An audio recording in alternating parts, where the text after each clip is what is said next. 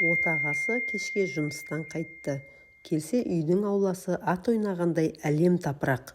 Ойыншықтар, қағаз қоқыстар, тамақтың қалдықтары, тағы басқа. Ортасында кеше жатарда киген пижамаларын әлі шешпеген 3 баласы. Бет-ауыздары кір-қожалақ, үсті-бастары шаң-тозаң, жалаңаяқ. Үйдің есігі айқара ашық. Әйеліме бірдеңе болды ма деп жүрегі зу ете қалды. Үйге кірсе, оның да жағдайы даладан асып тұрғаны шамалы екен. Есіктен төрге дейін шашылған тағы да ойыншықтар, киімдер, кітапшалар мен қағаз қиындылары, шам сынған, перденің шеті жұлынған, төсек әлі жиналмаған. Теледидар өшірілмей бар даусында тұр.